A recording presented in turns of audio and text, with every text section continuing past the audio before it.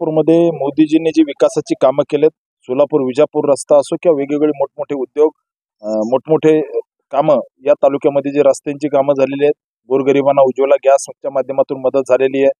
त्या ठिकाणी शेकडो शेतकऱ्यांना, हजारो शेतकऱ्यांना जे किसान सन्मान योजनेच्या माध्यमातून निधी भेटतोय.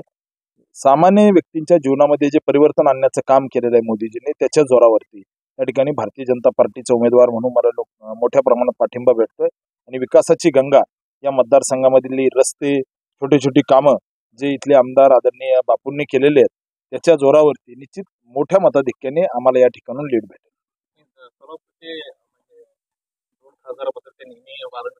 टीका करतात कामं केलं याबद्दल. ते ज्या रस्त्याने फिरतायत ते रस्ते आमच्या खासदारांनी केलेत.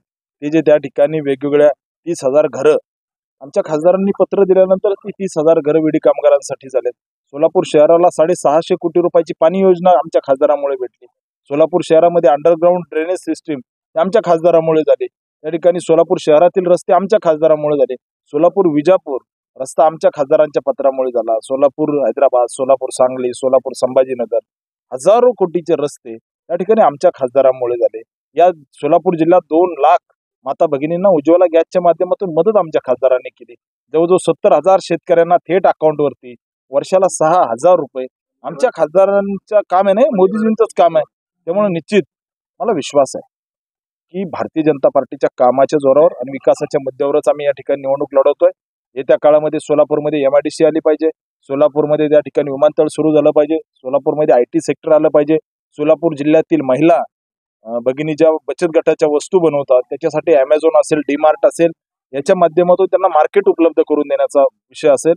सोलापूर शहराला एक अत्याधुनिक शहर बनवण्याच्या दृष्टीने एक उच्च शिक्षित उमेदवार म्हणून, एक सामान्य परिवारातील कार्यकर्ता म्हणून अविरतपणे सोलापूरच्या जनतेचा सेवक म्हणून मी काम करेल, हा मला विश्वास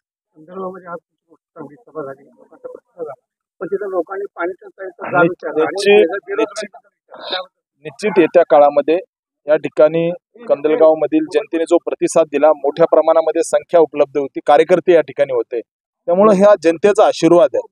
निश्चित त्या ठिकाणी भविष्यामध्ये सीना नदीला त्या ठिकाणी कालव्याचं स्वरूप देऊन सीना नदीत पाणी सोडण्यासाठी आपण प्रयत्न करूया.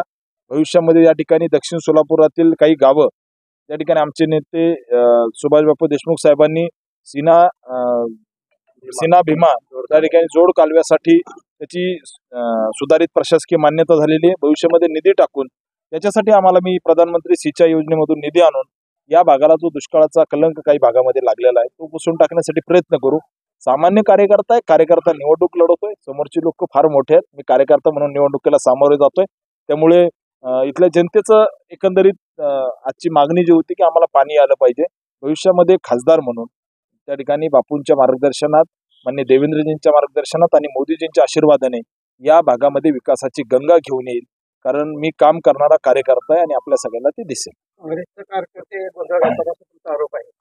आणि काँग्रेसचे कार्यकर्ते त्या ठिकाणी यांना कार्यकर्ते शिल्लक नाही आहेत. मुळात यांना इथं बघितलं आपण तर आमच्याकडे कार्यकर्त्यांचा एक मोठी फौज आहे भारतीय जनता पार्टीकडे. कुठेतरी एखादा कार्यकर्ता बोलत असतं, पण ते काय आम्ही पॉझिटिव्हली घेतो आणि आम्ही पुढे चालतो. या दक्षिणमधून मोठं मताधिक्य भारतीय जनता पार्टीचा खासदार म्हणून मला राहील. बापूजींनी काम केलेलं आहे.